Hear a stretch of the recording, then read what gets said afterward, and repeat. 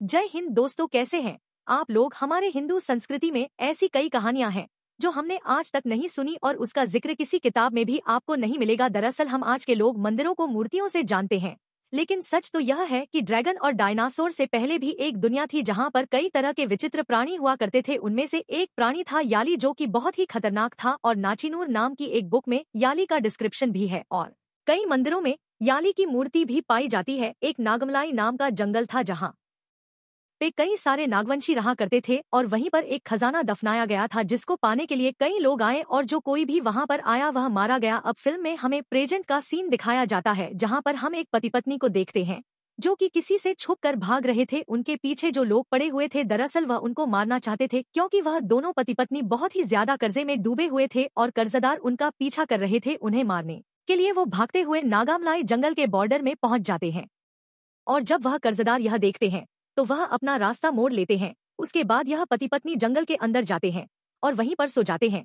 लेकिन कुछ देर बाद जब उस आदमी की आंखें खुलती हैं तो उसकी बीवी उसे पुकारती है और जब वह अपनी बीवी की तरफ देखता है तो वह जगी ही नहीं थी। तभी उसे आसमान से आवाज आती है और वह उसकी बीवी की आवाज थी, जिसे सुन के वह डर जाता है और पीछे देखता है जहाँ पर उसकी बीवी भी गायब हो गई थी। यह देखकर वह रोने लगता है और अपनी बीवी को ढूंढने लगता है, लेकिन तभी उसे अपनी बीवी वापस से पीछे नजर आती है।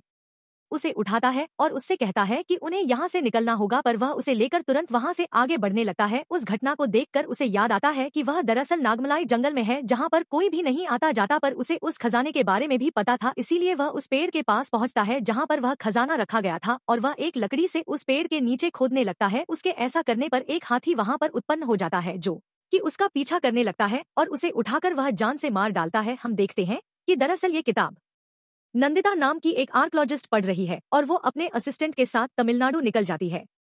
उसके बारे में और जानने के लिए वो वहाँ पे एक राइटर के घर पहुँचती है जो कि ऐसी ही कहानी लिखा करता था और उसने 20 साल पहले हिंदू इतिहास के बारे में लिखना बंद कर दिया था। नंदिता जब उससे मिलने के लिए जाती है तो वह उसे देखकर काफी खुश होता है और वह उससे पूछता है कि आखिर उसका यहाँ पर कैसे आना हुआ। नंदिता उसे बताती है कि दरअसल वह यहाँ पर किसी चीज के बारे में जानने के लिए आई है। वो कहती है कि कई साल पहले उसने नंदी वर्मन नाम के एक बंदे के बारे में बुक लिखी थी, पर वो उसी बुक के बारे में जानना चाहती है। यह सुनके वो बंदा उससे कहता है कि वह तुरंत यहाँ से चली जाए, लेकिन वो उसे प्रवोक करने लगती है और उसे कहती है कि क्या उसमें हिम्मत नहीं है वो बुक दिखाने की। जैसे कि उस बंदे को गुस्सा आ जाता है और वह उसे तुरंत अपने ऑफिस में ले जाता है जहाँ पर वह उसे वह बुक देता है जो कि आखिरी बुक बची हुई थी और उसे कहता है कि इसमें बर्मन के बारे में सब कुछ लिखा है। अब नंदिता उस बुक को पढ़ने लगती है जहाँ हमें पता चलता है कि बर्मन दरअसल एक कॉलेज स्टूडेंट था, पर वो नागमलाई के खजाने को पाना चाहता था। इसीलिए वह एक आर्कोलॉजिस्ट के पास गया था और उससे उसने मदद मांगी थी, लेकिन आर्कोलॉजिस्ट उसे उस खजाने का पता नहीं बताना चाहता था। बर्मन उससे कहता है कि अगर वह उसे खजाने का पता बताएगा तो इसमें उसका भी फायदा है, क्योंकि अगर वह खजाना लाने में कामयाब हुआ तो वह कुछ हिस्सा उसे भी देगा। वो उसे यह भी कहता है कि उसे पता है कि उसके पास मैप का दूसरा हिस्सा मौजूद है और एक हिस्सा उसके पास है, तो उसे फॉलो करके वह वहाँ पर पहुँच जाएगा। वो आर्कियोलॉजिस्ट उसे कहता है कि वहाँ पे जाना खतरे से खाली नहीं है, तो बर्मन उसे कहता है कि उसके पिता भी कई साल पहले इसी खोज में गए थे, पर वह जिंदा वापस नहीं लौटे, लेकिन उसको पूरा भरोसा है कि वह उस खजाने को ढूंढ कर ही रहेगा, बल्कि वो अपनी टीम के साथ वहां पर जा रहा है। पर वो चिंता ना करे, वो उसे खजाने को चुराएगा भी नहीं, क्योंकि वो और अपनी टीम और अपने पास जीपीएस ट्रैकर लगा के रखेगा ताकि वह उन्हें देख सके कि वो कहाँ पहुंचे हैं। यह सुनके वो आर्कोलॉजिस्ट उसकी बात मान लेता है और वो उस दूसरे मैप को उसे दे देता है। अब बर्मन एक टीम तैयार करता है जहाँ पर उसने 4 लोगों को उस टीम में रखा था जिनके नाम होते हैं राम, रम्या, कैथरीन और किशोर। साथ ही में बर्मन ने उन्हें एक लोकल गाइड भी दिया था और वह सभी गाड़ी से वहां पर जाने के लिए निकल जाते हैं। पाई का सफर वह पैदल ही तय करते हैं और उनका जो लोकल गाइड होता है वह उन्हें राह से भटकाने की कोशिश करता है, लेकिन किशोर के पास एक बुक थी जिसमें वहां का मैप था और वह उस बुक को फॉलो करता है और उन्हें भी उसके साथ चलने के लिए कहता है, जिससे वह उसकी बात मान लेते हैं और उसके साथ जाने लगते हैं। राम कहता है कि अगर बर्मन को इस बारे में पता चला तो वह उन सबको जान से मार डालेगा, तो किशोर कहता है कि जब उन्हें खजाना मिल जाएगा तो बर्मन को इसके बारे में पता भी नहीं चलेगा, पर वो लोग उस खजाने को आपस में बांट लेंगे और गाइड का हिस्सा भी उसे दे देंगे। अब वो सभी उस खजाने की तरफ अलग से जाने लगते हैं, पर वहां पर हम एक पंछी को देखते हैं जो कि उन पर नजर बनाए हुए था। इधर बर्मन नदी किनारे बैठा होता है और तभी उसके पास एक बंदर आ जाता है जिसे देखकर वह भागने लगता है और उसके पीछे कई सारे बंदर भागते हैं, जिससे कि वह एक गड्ढे में जा गिरता है। अब जब रात हो जाती है तो वह सभी आराम करने का तय करते हैं, इसीलिए वह आग जलाते हैं और पास ही में टेंट लगा लेते हैं और वह बातें करने लगते हैं कि आखिर कब तक उन्हें वह खजाना मिलेगा। उसके बाद रात को जब वह सभी सो जाते हैं तो उनका लोकल गाइड उठता है और उनके टेंट से वह मैप देख लेता है और वहाँ जाने का रास्ता उसे पता चल जाता है। अब अगली सुबह वो गाइड उन्हें भटका देता है और वह हाथी वाले जंगल में उन्हें नहीं ले जाता बल्कि वह उन्हें टाइगर वाले जंगल में ले जाता है। पर वहीं पर फौजी की ड्रेस पहने एक आदमी होता है जो कि उन्हें देखकर हैरान हो जाता है। अब यह आदमी कौन था इसके बारे में आपको आगे पता चलेगा। जब वो गाइड उन्हें आगे ले जाता है तो उनके सामने एक टाइगर आ जाता है जिसे देखकर वह डर जाते हैं और वहाँ से भागने लगते हैं और वो टाइगर उनका पीछा करता है। उन्हें मारने के लिए वो सभी डर के मारे भागते हैं जिससे कि वह स्प्लिट हो गए थे। इधर रम्या जब अकेली होती है तो वह अपने फोन का सिग्नल चेक कर रही होती है, लेकिन तभी वहाँ पर एक कीड़ा आता है जो कि उसके कान के अंदर घुस जाता है जिससे कि वह जमीन पर गिर जाती है और बेहोश हो जाती है। किशोर और राम जब अपने दोस्तों को ढूंढ रहे होते हैं तो उनके सामने एक हाथी आ जाता है जिसे देखकर वह डर जाते हैं और वहाँ से भागने लगते हैं। राम एक पेड़ पर चढ़ जाता है जिससे कि वो हाथी उसे नहीं पकड़ पाता और जब वो हाथी वहाँ से चला जाता है तो वह नीचे आ जाता है। इधर बर्मन जब जंगल में होता है तो उसे रम्या मिलती है पर वह उसे उठाकर पूछता है कि आखिर किशोर कहाँ पर है। इधर कैथरीन नदी किनारे होती है जो कि अपना मुंह धो रही थी, लेकिन तभी वहाँ पर वो टाइगर आ जाता है जो कि उसे जान से मार डालता है। जब रात हो जाती है तो वह गाइड उस मैप के जरिए उस पेड़ के पास जाने के लिए निकल जाता है और जब वह उस मैप को फॉलो कर रहा होता है तो कुछ आत्माएं उसे देख रही थी। तभी वह उस पेड़ के पास पहुँचता है जिसके नीचे खजाना रखा हुआ था और यह देखकर वह काफी ज्यादा खुश हो जाता है। लेकिन जब वह वहाँ पर गड्ढा करने के लिए जाता है तो वहाँ पर खजाना आ जाता है जो कि एक भाला उसे फेंक के मारता है जिससे उस आदमी की मौत हो जाती है। यानी कि जो भी उस खजाने के पीछे आएगा लालच के चक्कर में उसका यही हश्र होगा और वह मारा जाएगा। फिर कहानी प्रेजेंट में आती है जहाँ नंदिता उस राइटर से पूछती है कि यह तो अधूरी कहानी है, उसे जानना है कि आगे वहाँ पर क्या होने वाला है। जब नंदिता उसे पढ़ना शुरू करती है तो उसे पता चलता है कि दरअसल उस जंगल में कई सारी मायावी चीजें हैं, पर वहाँ पर गरुड़ के वंशज भी रहते हैं जो कि पंछी के रूप में उस जंगल में मंडराते रहते हैं। वहाँ वो 3 पंछी आते हैं और एक दूसरे से बात करने लगते हैं, जिसमें से एक नर और 2 मादाएं थी। उनकी लीडर उनसे कहती है कि उन्हें किसी भी हालत में उस ट्रेजर को लेना होगा। तो वो लोग कहते हैं कि आखिर उन ट्रेजर को कैसे वो ले सकते हैं, क्योंकि उनके दुश्मन जो नाग हैं वो सभी उसकी रक्षा कर रहे हैं। लेकिन वो कहती है कि वो जो ट्रेजर है वो शिव भगवान का है और शिव भगवान की कृपा से नागों का वो कुछ भी नहीं बिगाड़ सकते, इसीलिए उन्हें किसी ऐसे नागवंशी को ढूंढना होगा जिसे कोई भी नाग चोट ना पहुंचाए और उससे वो लोग उस ट्रेजर को निकलवाएंगे। और एक नागवंश का वारिस पहले ही इस जंगल में आ चुका है और दोस्तों वह कोई और नहीं बल्कि वह बर्मन था। इसीलिए वो लोग प्लान करते हैं कि वह बर्मन के जरिए उस ट्रेजर तक पहुंचेंगे ताकि वो लोग नागों को हरा सकें और उन्हें जान से मार सके। इधर बर्मन ने किशोर को बांध दिया था क्योंकि वह उससे विश्वासघात कर रहा था, जिसकी वजह से एक लड़की और उनका गाइड भी मारा गया है। उसके बाद बर्मन किशोर को खोल देता है पर उसे कहता है कि वह आइंदा उसे चीट ना करे, क्योंकि अगली बार अगर वह चीट करता हुआ पकड़ा गया तो वह उसे जान से मार डालेगा। उसके बाद वह मैप लेता है और उन सब से कहता है कि अगर किसी पेड़ पर कोई भी नाग का सिंबल दिखे तो वह उसे बताएं, क्योंकि उसके अंदर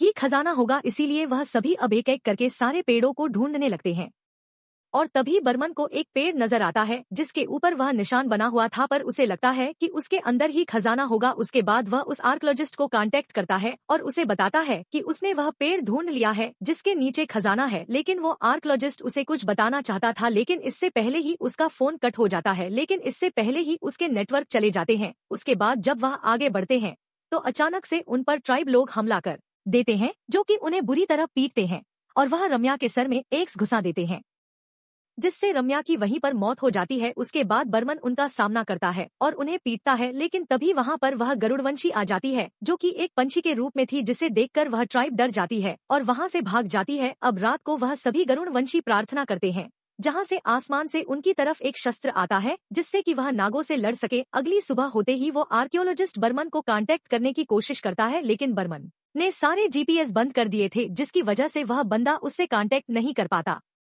उसके बाद बर्मन, किशोर और राम उस जंगल में अंदर बढ़ने लगते हैं, लेकिन तभी उनके सामने वह बूढ़ा आदमी आ जाता है जो कि हमें कुछ देर पहले दिखाया गया था। वो आदमी उनसे कहता है कि यह जंगल खतरे से खाली नहीं है, तो वो लोग उसके साथ चलें, जहां वो इसका इतिहास उन्हें बताएगा। उसकी बात मान लेते हैं और उसके साथ उसके घर चले जाते हैं।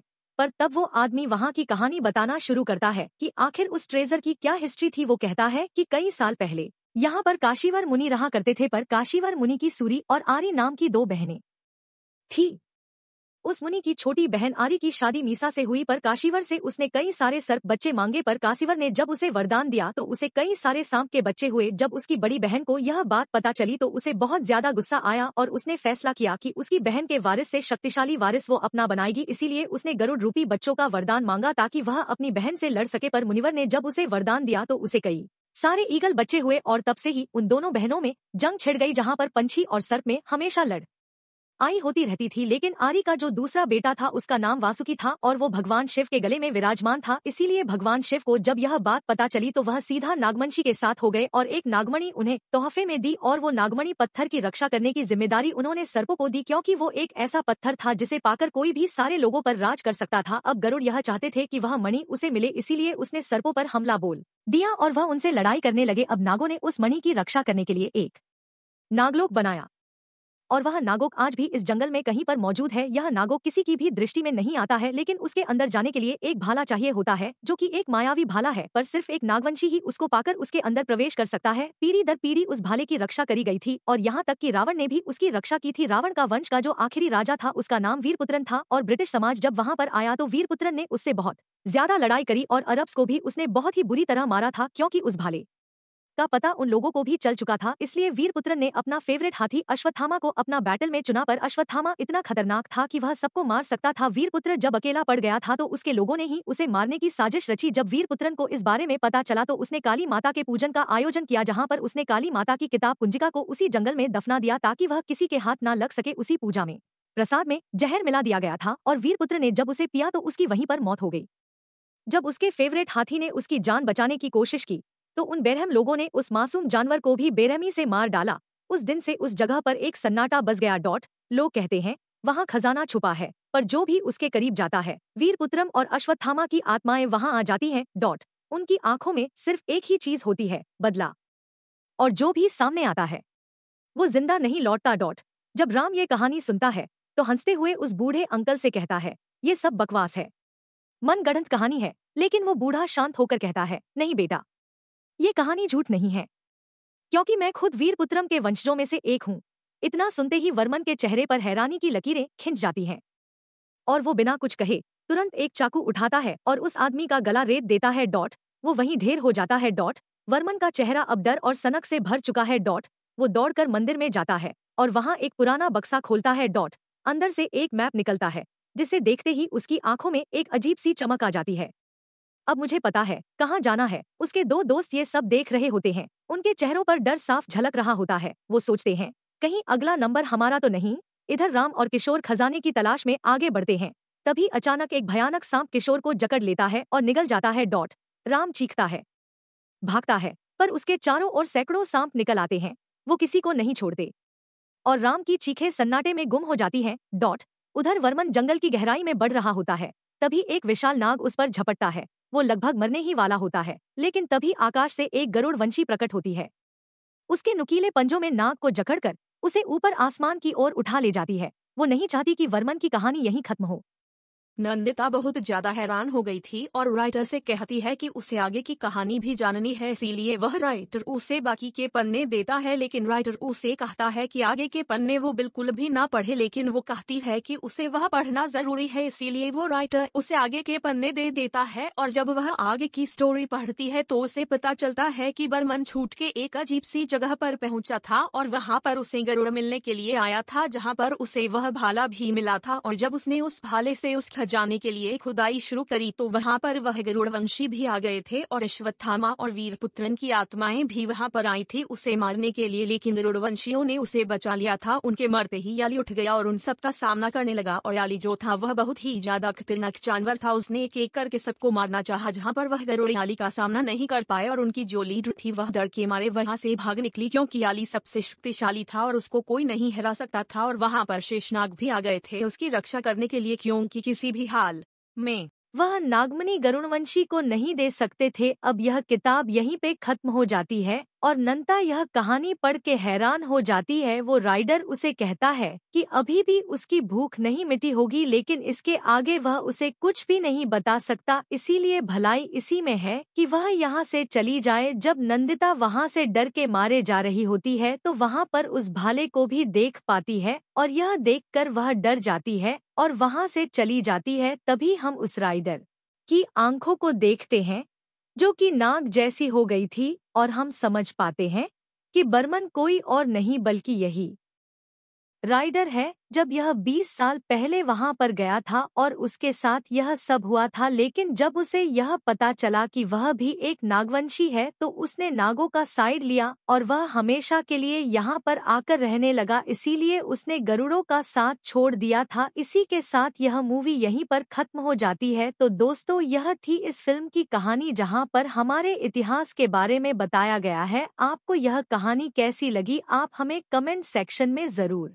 बताइएगा। चैनल पे नए हैं तो इसे सब्सक्राइब करें और बेल आइकॉन दबाएं नोटिफिकेशंस के लिए, और दोस्तों वीडियो को लाइक और शेयर करना बिल्कुल मत भूलिएगा। तो मैं मिलता हूँ आपको अगली वीडियो में, तब तक के लिए जय हिंद। तो